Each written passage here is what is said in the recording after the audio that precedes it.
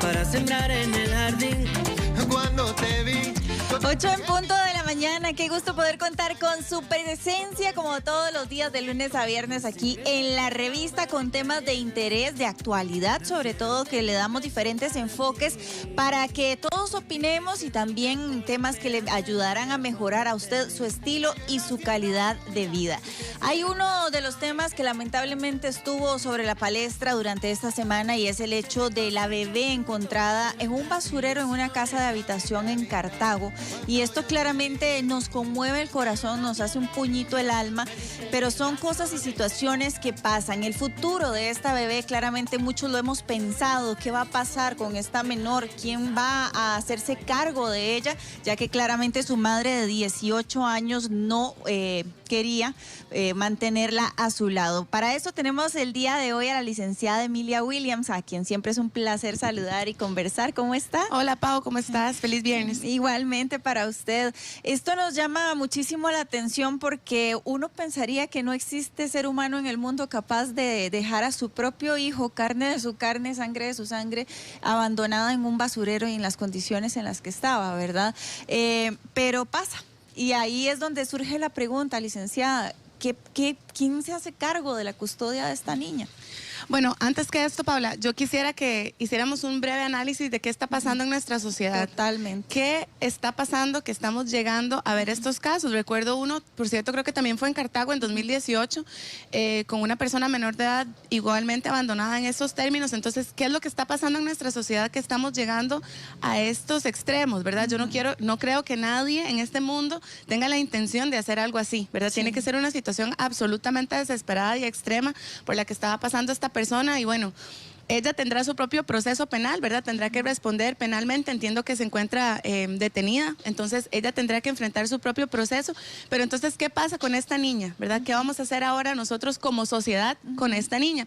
Y es que hay un principio fundamental, los niños son de todos y es nuestra obligación cuidarlos como sociedad a todos los niños. Ajá. Ahora, su madre biológica tiene 18 años de edad, no es una menor de edad. Con que hubiera tenido 17, ya la legislación hubiera sido distinta en el caso. Correcto, ella va a tener que enfrentar un proceso penal, pero aquí hay muchas atenuantes que vamos a tener que ver. Hay un ejemplo clarísimo. ¿Será esta persona víctima de alguna situación de refugio, por ejemplo? Una persona, porque entiendo que es una persona extranjera.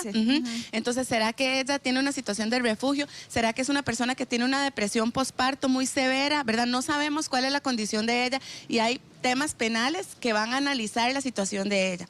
Ahora, en relación con la niña, ¿qué va a pasar, verdad? ¿Qué es lo que nos estamos preguntando todos? Y aquí tenemos que centrarnos en una legislación que funciona a nivel mundial. Todos los países del mundo, excepto uno, que es Estados Unidos, la han aprobado y es la Convención de los Derechos del Niño. Y la Convención de los Derechos del Niño le va a dar al PANI, que es ahora quien va a tener que ver qué hace con esta niña, todos los instrumentos y todos los pasos que tiene que seguir para ver el futuro de esta persona menor de edad. Perdón, licenciada, irremediablemente entonces ella sí va a tener que pasar a uno de los albergues del PANI hasta que se resuelva, por ejemplo, todo el caso, la investigación y las circunstancias que mediaron para que la mamá tomara esta decisión. No necesariamente. Vamos a ver, la Convención de los Derechos del Niño nos dice que uno de los principales derechos de los niños es permanecer con su familia. Ese es uno de los principales derechos de las personas menores de edad. ¿Cuál es su familia? Ese es el tema. En este momento no lo sabemos. Entonces, ¿qué le corresponde al PANI? Hacer una investigación de saber quién es la familia de esta muchacha, quién es la familia de mamá, quién es la familia de papá. ¿Para qué? Para ver si ahí dentro de esta familia existe alguna posibilidad de poner a esta persona menor de edad dentro de esta familia, en un acogimiento familiar se llama. Ese es como el principal derecho de la persona menor de edad y el PANI tiene que explorar esto como opción número 1. Si esta opción número 1 no funciona, ¿verdad? Porque como les decía, parece que esta es una persona extranjera, no sabemos si su familia está en el país, ¿verdad? Esta niña nació aquí, es una niña costarricense, entonces no la podemos desplazar, no la podemos mandar a otro país. Entonces, si esta niña tiene alguna familia en Costa Rica, esa familia va a tener que ser evaluada por el Patronato Nacional de la Infancia para ver si es viable dar un acogimiento familiar. Y pero mientras todo ese proceso sucede, ¿ella dónde se queda? Mientras todo este proceso sucede, el PANI tiene que tener opciones, ¿verdad?, de albergues. Algunos son albergues que están fuera, digamos, del sistema institucional del PANI, son organizaciones no gubernamentales y son albergues que están acomodados, digamos, según la edad de la persona menor de edad y según el género de la persona menor de edad. Es decir, niños y niñas están separados por edad y por género. Entonces, una posibilidad sería que esta niña tenga una medida cautelar de acogimiento institucional, es decir, que esté en un hogarcito de este tipo para poder, mientras tanto se desarrolla el proceso. Ahora, no debemos olvidar que esta es una niña que también tiene derecho a la lactancia materna, ¿verdad? Ella tiene derecho también a esto. Parte de sus cuidados es la lactancia, ¿verdad? Es una niña de días de nacida que aún está hospitalizada. Entonces, no podemos también olvidarnos que el PANI debe poder garantizar también este derecho a ella. Ok, hasta las últimas informaciones oficiales que se manejaron, su madre estaba también en un centro médico siendo evaluada y custodiada dentro del mismo centro. A ella la acompañaba otra mujer en apariencia. ¿Esta mujer qué papel juega dentro del delito que se está cometiendo de dejar a esta menor abandonada en un basurero? Sí, habría que evaluar la participación, ¿verdad? Esos son temas penales que hay que evaluar la participación, porque si se logra determinar que esta mujer fue cómplice, también podría tener responsabilidad penal. Recuerde que también nosotros, todos los adultos, tenemos el deber de auxilio. Eso significa que si vemos a una persona menor de edad o desvalida, es nuestra obligación de todos los costarricenses, ¿verdad? No es de solo porque ella la acompañaba. Brindar el auxilio y brindar la noticia de lo que está pasando. Entonces, esta mujer que la acompañaba definitivamente podría tener responsabilidad penal. Y también ella podría ser en este momento custodiada o llevada a algún detenida, centro. por supuesto, claro que sí. Ok, ahora, con el tema de la familia que la encontró, la mujer que se encargó de sacarla, de limpiarla, de ponerla en condiciones óptimas para un recién nacido, porque tras de eso no sabemos la etapa gestacional en la que estaba, ¿verdad? Pero sí describía que era una bebé muy pequeña. Ajá, ella decía, yo me la quiero dejar, pero no es tan sencillo este tema. No es tan sencillo y me encanta, ¿verdad? Otro día me gustaría que habláramos de adopciones en general, porque esta voluntad que tienen muchas personas es muy bonita. Lo que pasa es que no es tan sencillo. El Patronato Nacional de la Infancia tiene una responsabilidad muy grande de evaluar si familias o personas individuales son aptas para adoptar. ¿Qué significa ser apto para adoptar? Tener condiciones materiales, ¿verdad? Inclusive hay descripciones de cómo tiene que ser el espacio físico donde una personita va a vivir, ¿verdad? Que tenga ventilación. No es nada lujoso, pero que tenga ventilación, que tenga un cuartito separado, etcétera. Aseado. Aseado, por supuesto. Tiene que tener también condiciones económicas, tiene que tener condiciones morales, tiene que tener condiciones hasta de valores, ¿verdad?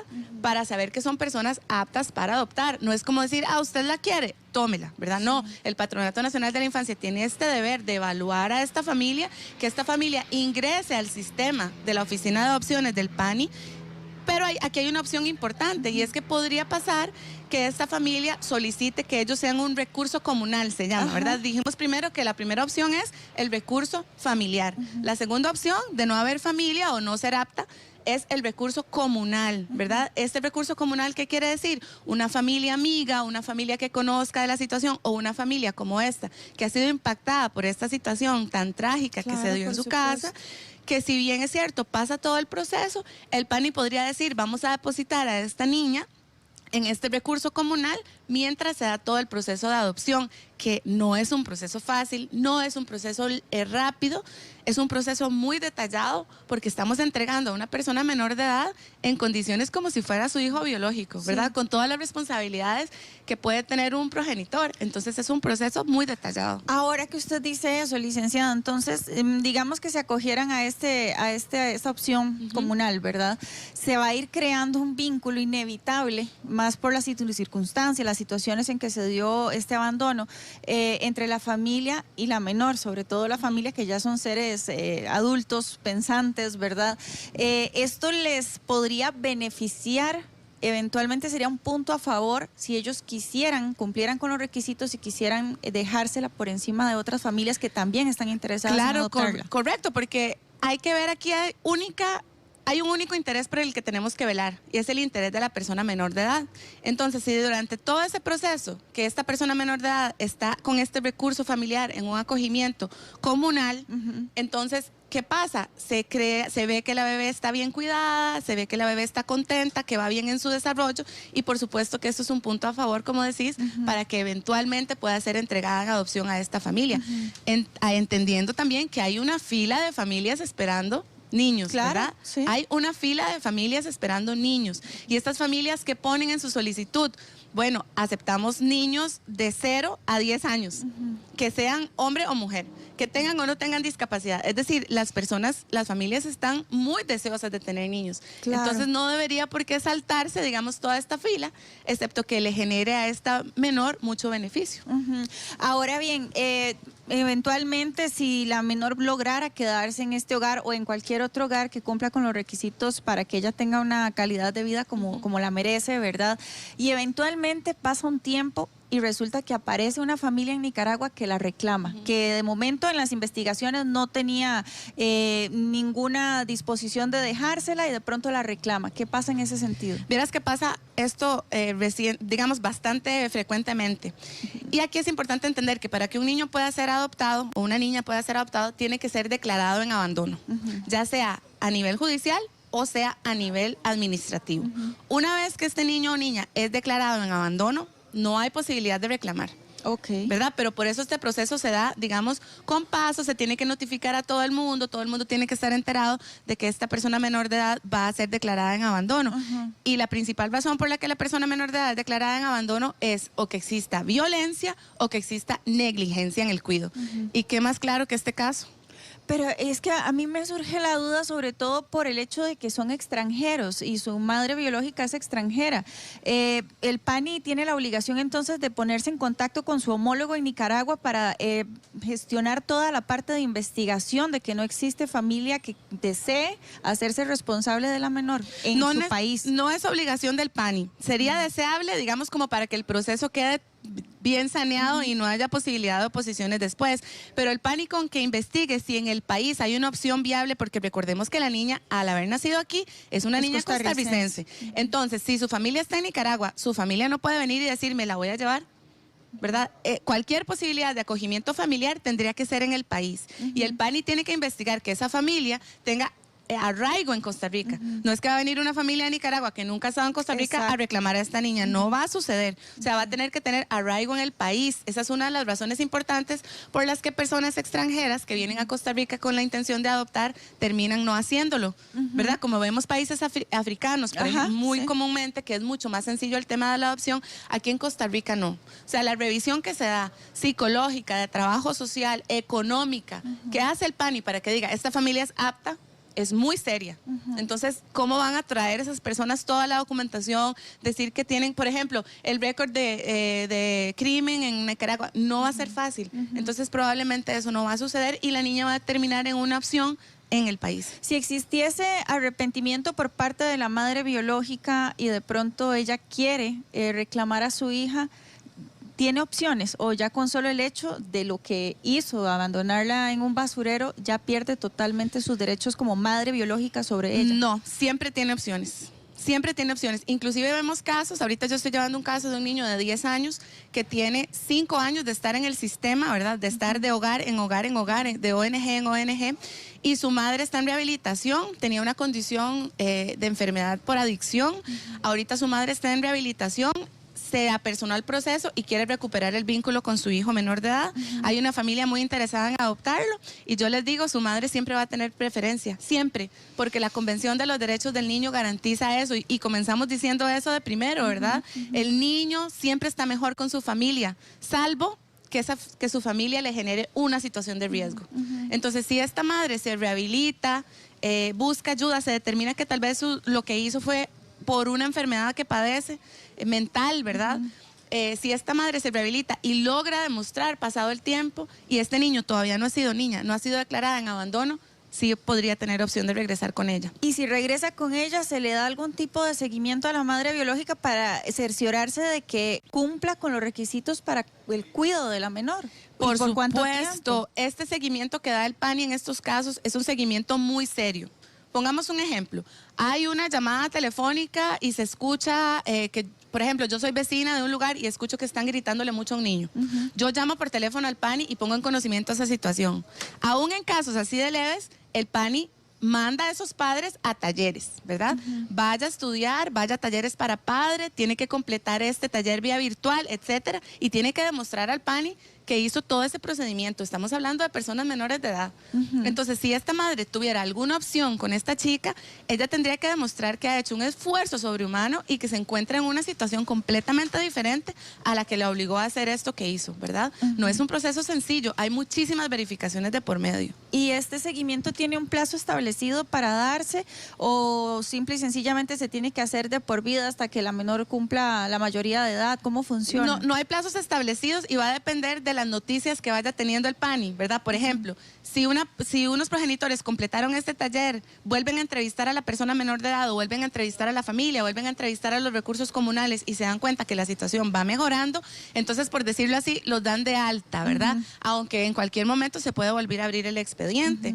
Pero no hay un plazo, digamos, establecido. Va a depender de la gravedad de la situación y de la violencia o negligencia que existía en ese hogar. Ahora, bien, usted conversaba con nosotros hace unos momentos del tema de los requisitos para poder adoptar un menor, que hay montones, gracias a Dios, muchas familias dispuestas a recibir a menores en estado de abandono, ¿verdad? Pero ¿por qué es tan complicado en Costa Rica ese tema de la adopción? Y otra pregunta que también me surge, ¿el estado civil juega algún papel importante a la hora de querer adoptar? Ok, empiezo por la segunda pregunta. No es importante el estado civil ni si son parejas de mismo sexo o diferente sexo. Uno puede hacer una adopción individual o puede hacer una adopción conjunta, ¿verdad? Entonces no es importante. ¿No le dan prioridad a parejas? No le dan prioridad a parejas. Le dan prioridad a la persona que demuestre o personas que demuestren que tienen un hogar listo para recibir a una persona menor de edad que ya fue declarada en abandono. ¿Por qué es tan complicado en Costa Rica? Precisamente por eso, porque tenemos que garantizar que la persona menor de edad esté en el mejor lugar que puede estar. Hace unos años yo llevé un caso devastador donde se puso a un niño en una casa que se creía que era la mejor para este niño. Los papás adoptivos tenían una expectativa diferente. Este niño venía de una situación de violencia terrible. Entonces el niño no respondió como los papás esperaban que respondiera y simplemente fueron y lo devolvieron al PANI. No. ¿Y esto se puede hacer entonces? Es decir, ¿eso pasó? Aquí está, no era lo que yo esperaba, se lo dejo de nuevo. Pasó. No puede ser. Entonces, por eso es que es complicado y tiene que ser así. O sea, yo le pido a la gente paciencia. El PANI tiene pocos recursos. El juzgado de niñez y adolescencia está repleto. Están señalando a 8 o 9 meses plazo. Eso no es justo. Necesitamos más recursos. Son niños, ¿verdad? Es desesperante. Pero tiene que ser así porque tiene que ser un proceso seguro. Tiene que ser, los trabajadores sociales y trabajadoras sociales tienen que garantizar que ese niño no va a volver a ser víctima de violencia, no va a volver a ser víctima de negligencia, que va a estar bien, ¿verdad? Inclusive, tiene que garantizarse que exista como química, porque a veces es hasta el niño que dice, un día de estos me tocó también, yo no quiero a esa mamá. ¿Por qué no quieres a esa mamá? Porque es muy viejita y era que tenía el pelo blanco. Si se tiñe el pelo, mamá sí la voy a querer.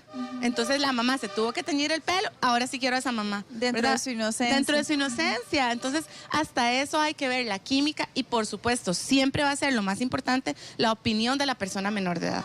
¿Cuánto tiempo, licenciada, podría tardar este tipo de procesos? En casos extremos como por ejemplo el de esta bebé, hasta un niño que acaba de llegar a un albergue que ya se declaró en estado de abandono, el proceso de adopción para que ya la familia pueda estar tranquila a nivel legal de que tiene a su hijo adoptivo en casa y que ya no va a haber ningún tipo de contratiempo ni molestia.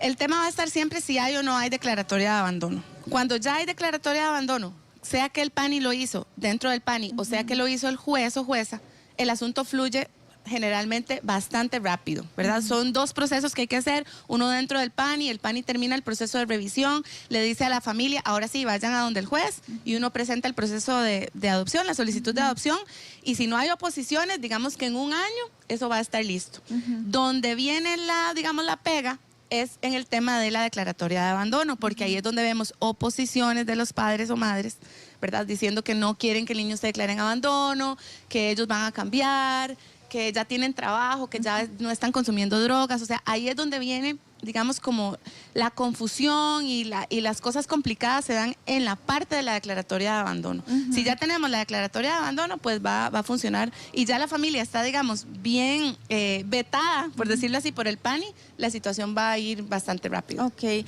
Ahora, otro punto importante. En el caso hipotético de que esta bebé regresara con su madre biológica, al haberle salvado la vida, ¿esta otra familia tiene algún derecho de hacer alguna solicitud a nivel legal con el PANI, de poder verla y visitarla periódicamente? Qué buena pregunta, porque eso es inusual y no muchas personas lo conocen, pero existe la posibilidad de solicitar regímenes de interrelación familiar, ¿verdad? Lo que es conocido como el régimen de visitas o comunicación y contacto por personas allegadas a la familia. Entonces, esta persona podría demostrar, ¿verdad?, que además es un hecho público lo que sucedió y solicitar algún tipo de contacto para poder seguir teniendo visitas o comunicación con esta persona menor de edad. Licenciada Emilia Williams, de verdad muchísimas gracias por siempre aclararnos estos temas. Esperamos que el futuro de esta bebé sea el mejor, que caiga en las manos y en la familia correcta, que la vaya a hacer feliz y que sobre todo le vaya a dar un estilo, una calidad de vida que la vaya a ser una mujer de bien. Esperemos que así sea. Gracias, Paula. Bueno, continuamos 8:21 con más de La Revista.